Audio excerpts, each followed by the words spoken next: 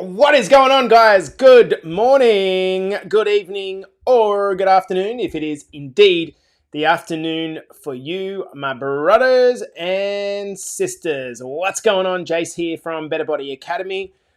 We are going to be doing another episode of the podcast. So I'm going to go live across all the Facebooks. We're live on YouTube and what else? Everywhere across Facebook, LinkedIn, groups, profiles, all the like. Anyway, hey, if you're coming into this episode, guys, let us know that you're here. We're going to be starting this and kicking this off in just 2 minutes. And we're going to be talking about the most important form of cardio. In fact, the king of cardio is the topic of this discussion. So if you're coming into this one live, you know what to do. Get in the comments there. Let us know you're here. I want to know who we're speaking to, who's coming in live, who is joining us on replay. So if you are new in Better Body Academy and you haven't been doing the podcast for a while, what we need to do, guys, is get down into the comments and let us know that you're here, and then hashtag replay in the comments so that we can see that you've been here. Guys, we're going to start this one up in 1 minute as we let a few more people come in. Happy Thursday to the vast majority of you. To our friends in the other part of the world, happy Wednesday, happy pump day. I hope you're having a great start to the morning. And we are here live. Hey, Tezza, what's going on, mate? You probably know what this podcast is going to be about, Tez. So I might be on the run attack. You never know. Guys, let us know. There's a few of you watching in here. Stop being silent, Bob. Although, if you're driving or listening to the podcast while you're moving or at the gym, of course. Hey, Carls, what's going on, girlfriend? I hope you're having a beautiful start to the morning. Guys, we're getting down to the countdown. Let's give it 30 seconds. We're going to bring our friends in on Instagram, and we're ready to get started, I think. So, all right, let's do this. I think we're good. If you've got any questions, hey, Levi, how are you, brother? If you've got any questions, guys, you want to ask anything at the end of the podcast, or you want to clarify anything that's mentioned in the podcast, then absolutely, please do so. Let's get into it. On the count of 5, 4, 3, 2, and 1. Welcome back to the Better Body Academy podcast. This is the podcast that you come to when you are sick of the dumb diets and unsustainable workout programs. Now, in today's episode, we're going to be talking about the king form of cardio for fat loss. And I'm going to tell you why it is the king form of cardio for fat loss. Now, just quickly before I go into this, I want to make mention of 2 things. If you're part of Better Body Academy, I want to thank you so much for grabbing your BBA merchandise. We have put the order in and we're going to production shortly. So I want to thank you from the bottom of my heart for repping the Academy. Number 2, Stomp-tember. For the entire month of September, we're going to be giving away $2,500 to the Sydney Children's Hospital. But it is contingent on, number 1, we need to get 80 BBAers to hit 250,000 steps for the month of September. Hence why it's called Stomp-tember. So I'll say it again. 250,000 steps is the target. So that is less than 10,000 steps a day. If we get 80 people across the line to that target, we give away $2,500 to the Sydney Children's Hospital. I reckon that's pretty cool and something worth getting behind. Okay, guys, if you're struggling to know how to do it, all you do is go into your Better Body Academy app and you will see the entry under logbooks. Now let's talk about the best form of cardio when it comes to fat loss. There is literally only one type of cardio that you should be doing at the start of your fat loss journey, and that is walking. If I had to put a second place on it, I'd probably put swimming and riding a bike as the number 2 and 3. I see a lot of people get hyper motivated, and I'm 42 years old, so I don't know how old you are listening along, but if you're my vintage, you probably grew up with Rocky, right? And then if you're probably 10 years younger or you're on Instagram or TikTok, you're probably seeing David Goggins, right? And these guys are incredible. Whether it's Rocky or David Goggins or someone else, they'll go out and they'll start running. And there's something about it that almost feels like it's a punishment to yourself. And it turns fat loss into this grueling sport. It's almost as if some of us have this no pain, no gain mentality when it comes to fat loss. And right here, for me, is the start of the problem for most people. Now, look, there's going to be a bunch of men and women inside of Better Body Academy and potentially in the socials that listen to this and they're like, but I love running. And I'm going to deal with that. Just to be clear, I'm not saying that you shouldn't run. But particularly when you're at the start of your journey, if you've got this no pain, no gain, all out black and white mentality to fat loss, that is the source of a problem. If you're seeing exercise as this punishment that you need to give yourself for eating, like you're just going to continue to fall off. If we look at walking, however, it is so low intensity. And the problem is that most people heap shit on walking as if it's got no benefit, right? It's almost as if it doesn't count as exercise because it's too easy. And if everyone can do it, then it mustn't be very effective. That could not be further from the truth. If you are in Better Body Academy, you'll be familiar with our trifecta system, right? The simple approach or priority order that you should follow if fat loss is your goal. Number one, nutrition is king. You can walk, ride, fucking fly, lift weights, gain a third leg, I don't know. And you will never, ever outwork what you put in your mouth. Ever. You might burn maybe 300 calories in 30 minutes of running, yet you can eat 600 calories in a couple of minutes. You're just never gonna, and if you don't understand this fundamental first piece, nothing will change about your body. You have to get the nutrition right. So many people are confused about why they're doing all this exercise, working really hard, running out of time, feeling so stressed, and their body's not changing. I would give up too if I was doing all this work and it wasn't paying off. It's your nutrition that's the issue. But number two in this list, the trifecta system, is walking. Walking is the next step in the trifecta because it has so many upsides, but very few downsides. It's easy for 90% of the population to implement, regardless of how inactive they've been.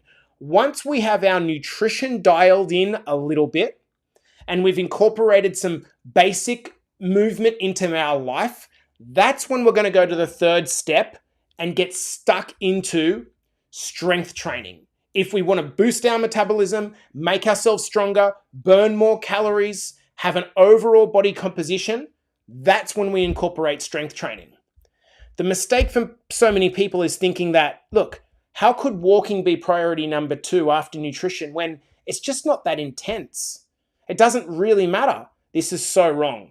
So the question I want you to ask yourself is this: what do you actually want? Like, you're exercising, you're eating right, you're starting this journey, but what do you actually want? If you're listening on, feel free to comment. What do you actually want? What are you doing this for? I'll utilize a silly illustration, silly analogy for the point. If I told you that I wanted fish for dinner and you saw me walking around the fruit shop looking really confused at why I can't find fish, you'd think me crazy, right?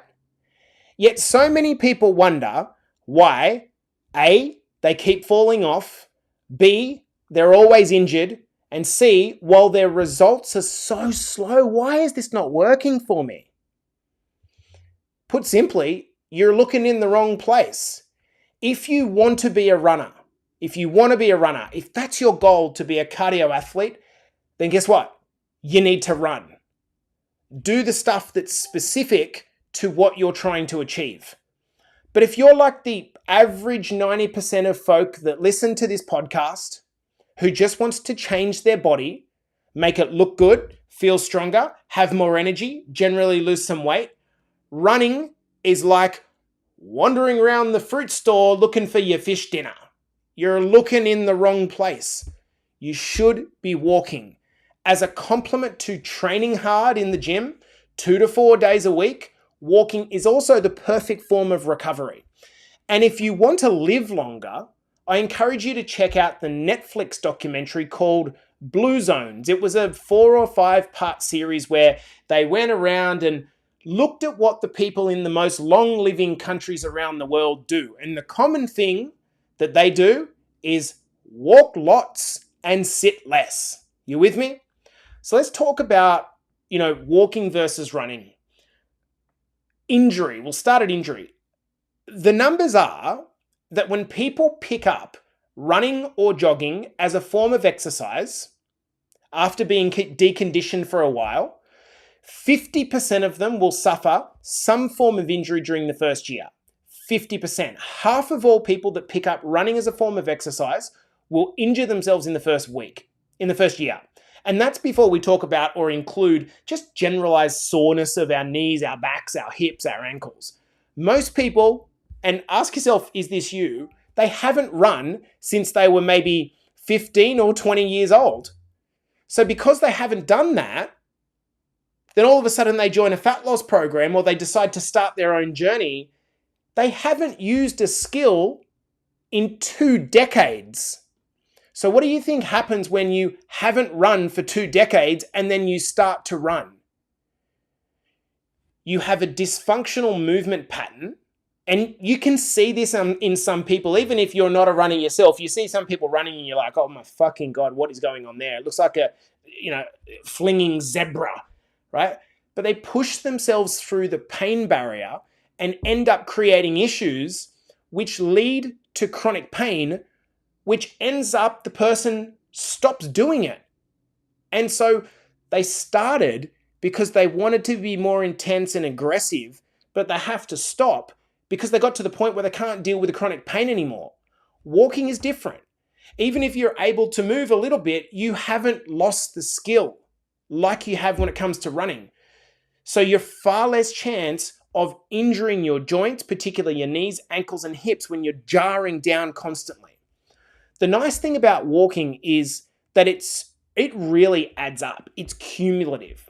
Have you ever had one of those days where you've literally done no exercise, like no structured exercise where you said, I'm going to go out and exercise, but you were busy shopping all day with the family. Maybe you went out to lunch, you trekked around and dropped the kids at their sport and got down to the beach for a little bit, and whatever you did, you looked at your step count at the end of the day and it's 15,000 and you've burned a substantial amount of calories and you think, that wasn't even hard. This is the cumulative effect that walking has. And then you compare that to the days when sometimes, and I see the same thing here, where I'm feeling tired, I force myself to go to the gym, I have a sluggish workout trying to really push intensely, and then I feel tired all the rest of the day and feel like I'm sitting at my desk nodding off. If you were able to accurately track what's going on in terms of calorie burn there, you would be startled. Has anyone actually done this? Where they've just kind of got to the end of the day and they've got 15 or 20,000 steps and they haven't done any structured exercise. If that's you, that is the power of walking. I want you to think about how easy walking is to incorporate into an otherwise very busy day, particularly if you're a single parent or you're a career person that works long hours and has to commute. Your perception is likely that the biggest barrier to you losing weight is time, right? I've fucking got no time. You're always busy. And so trying to get to the gym, as an example, it's a hustle. It's going to take an extra 10, 15, 20 minutes either way just to get dressed and get there. When it comes to walking, literally, I could stop this podcast, put on a pair of shoes, and go. And that is a huge benefit. One of the great realizations for me doing 75 hard, getting to the closing stages of that now, is that I can do shit while I'm walking.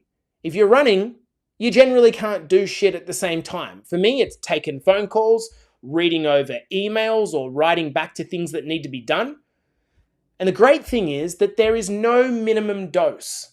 If you are targeting, for example, 10,000 steps a day, and let's say that it takes an hour to do 10,000 steps a day, and you're like, where the hell am I going to get this hour? I don't have an hour to do 10,000 steps, but you can do 4 or 5 10 to 15 minute blocks. That is completely fine. And it actually, I find it makes me more productive. You don't need to warm up. You don't need to hype yourself up and get pumped up and motivated. You've just literally got to convince yourself to get your shoes on and go. And most of the times, barring some seasons, you don't need to even have a shower after it. So this can be something that you can literally do in the middle of your day, 2 or 3 times a day in a work break. You might not be able to find the hour to go to the gym. Maybe you can only do that once or twice a week. Maybe one of those days is a weekend. But you can find a couple of 10 to 15 minute blocks. Now, particularly, I'm going to suggest that particularly after a meal is the best time that you should do it, particularly after a meal. Not only is there benefits here for what's known as your insulin sensitivity, won't go into that. It just means your management of your blood sugar. Not only is there benefits to that, but actually, if you pair a habit that you find difficult with a habit that you do automatically, like eat lunch, and you put the two together, it becomes really, really simple. So you know that every time I have lunch, I go for a 15-minute walk afterwards. Every time I have a snack, I go for a 15-minute walk afterwards. Or every time I have a snack, I go for a walk at the same time. This is called habit stacking. You take something that you've already made a habit, and you pair it with something that you want to make a habit, and it becomes automatic. Me personally, my experience with doing this is that when I talk to people on the phone while I'm walking, I'm far more energetic, far more positive. It shows to the person on the other end. I want to think about the mentality when it comes to walking. How many people think about the gym or think about running or think about doing hard things and they face that wall where they're like, I can't do that. Like, I can't do that. And so when it comes to walking, there's no inhibitory mechanism that's operating in your mind that's saying, fuck you, Dave, you can't do this. It's like, you can walk, just go and fucking walk for 15 minutes. You see, exercise is a stress to the body. And when you're lifting weights all the time, you're tearing muscle. When you're running intensely, you're putting lots of demand on your joints constantly. But walking is one of the very few activities that's actually recuperative. It's actually good for your body. It promotes healing and circulation. So if you're someone that has chronic pain and you start walking, you will start feeling better, not feeling worse. Whereas if you're someone with chronic pain that tries to go and run or do lots of heavy weights quite soon into your journey, you're going to be in pain. Yet when it comes to walking, that extra circulation and mobility and movement through your joints is actually going to make you feel better. And what about this? When you're having a tough mental health day, and look, I think all of us go through tough mental health periods. How hard is it for you to get yourself up to drive to the gym, to go and do a workout, when you know you've got a 15-minute drive to get there, you've got to put your shoes on, you've got to get dressed and you do all that sort of thing. Getting there is a barrier. But because of the low barrier entry to walking, you can literally just put some shoes on and go and do it. More often than not, you feel accomplished as a consequence of having gone and done the walk. Very few people do a little bit of exercise and feel worse off the back of it. Exercise has this very unique power to change the way you think. I don't know about you guys, but when I walk, I all of a sudden get creative. I get ideas, thought impulses pop into my mind. I don't get that when I'm in the gym listening to punk music, thrashing myself. I don't get creativity. For me, my favorite thing is to put my kids in the little trolley wagon thing that they've got and just push them around with me. In a way, it's a way that I can incorporate exercise and bonding together. And I want you to think about this. If you have given up on your fat loss journey, on changing your body, if you've given up countless times over and over again, you just keep falling off and giving up, is it because you've found it really difficult sticking to something that's hard and lonely? And so, if you are able to do it with another person or people that takes the focus off the exercise, then it's more enjoyable. Walking is great for that. Now, to those of you that are listening to this live, it would be remiss of me not to say this. Walking will not compete with your strength training. So if you're embracing the trifecta system truly, and the reason that you would embrace the trifecta system is because your main goals aren't around competitive, running marathons. Your primary goal at that point in time is aesthetic goals. You want to look and feel better, right? If you're embracing the trifecta system, you're doing your nutrition, you're going for walks, and then you're doing your strength training. Walking will not send the opposing signal to your body that you want it to do. So when you take up running, I want you to think about the message that you are sending to your body. I'm going to be moving around lots, so get used to this. Pare down this muscle so that you don't have to carry around all this heavy muscle while you're running.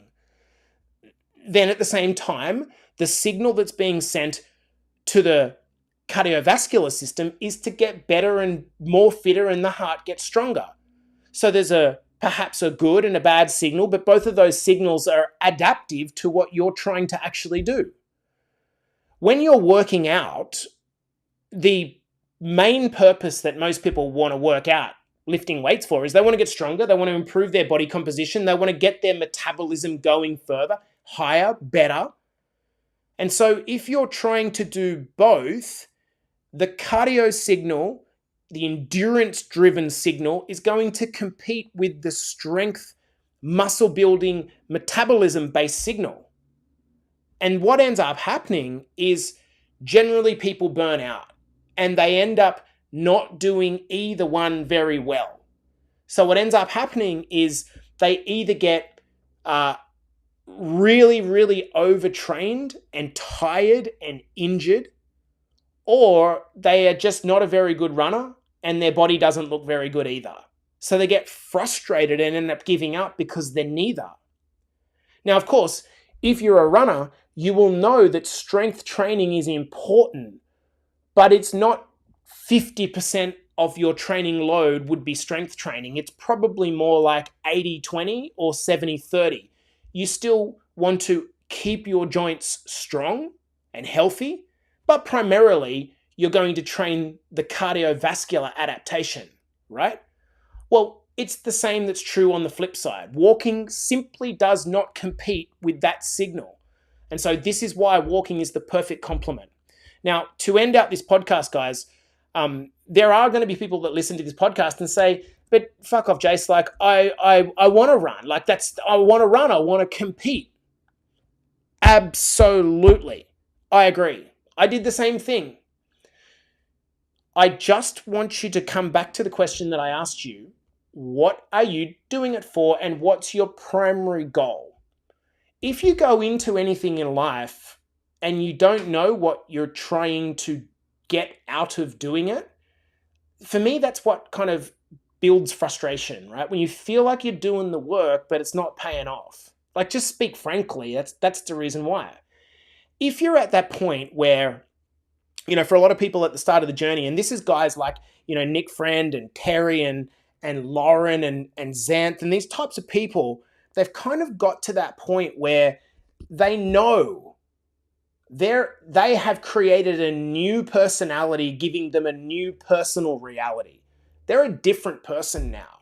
They are never going back to the unhealthy, inverted commas, fat version of themselves. They've moved beyond that. And so they've got to an aesthetic point where now they've moved into a phase which is about, okay, I'm going to challenge my mindset, or I'm going to challenge my performance capabilities. That is a decision that's been made by those ladies and gentlemen after they've lost the body fat. I'll never forget that one of the ladies came to me one day and she said, she was venting and she was like, oh, I'm just fucking annoyed that all these people around me are getting results and you're telling me to train in the gym, Jason, do more walking, but all of these ladies seem to be running. And that at first sight would be, understandable, frustrating. But what you have to understand is all of the women in our academy, and for that matter, anyone that's running on a somewhat competitive level where they're doing fast 10Ks or marathons or half marathons, in 99% of cases, they had to go through a phase of losing fat and getting their body to a point where aesthetic was no longer, like looking good and not feeling like shit anymore, was that goal had been achieved. And when you're at the point where that goal's been achieved, then I absolutely think that including performance sports like running and learning to run properly is a great idea. But for the majority of people that listen to this podcast at the start of your journey, that's just not you. And you're really barking up the wrong tree, doing the wrong stuff, and you're going to end up frustrated, injured, and chronically tired as a consequence.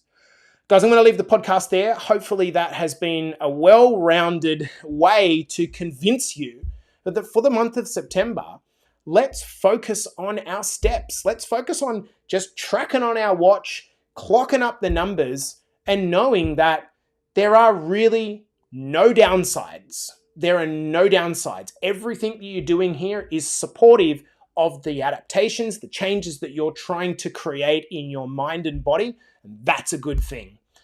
This has been the Better Body Academy podcast coming to you for another week. Hope it's been helpful. Peace out. I'll see you in the next episode. Okay, guys, we're going to leave the potty there. If there's any questions, I would love to take any questions and more than happy to answer. Hey, I didn't get to say hello to a lot of people at the start of the podcast. Hey, Dennis. Hey, Benny Robinson. Hey, Levi and JC Nyes. What's going on, guys? Are you good? Hey, Cesar. What's going on, girlfriend? Jacinta. How many days a week should cardio be done? Well, what you should have taken out of the podcast in terms of cardio, if you're talking about anything other than running, none. If your goal, this is the point. If your goal is to change your body, none. Aside from walking, perhaps including, some riding and some swimming, things that hold your body weight. But if you are at the point where you're wanting to move into a performance phase and you're not going to turn around to your coaches and say, I'm not losing weight anymore. You've got to be clear in what you're trying to achieve at the start. Does that make sense? You've got to be clear in what you're trying to achieve at the start.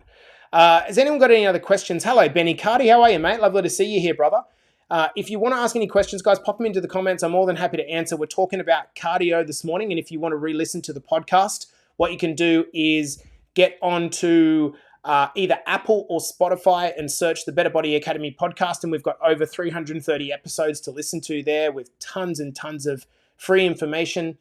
And if there's nothing further, I'm going to love you guys and leave yous. There we go. All right, done for this morning. Peace out, guys. If you need anything, we are here for you. Thanks for listening.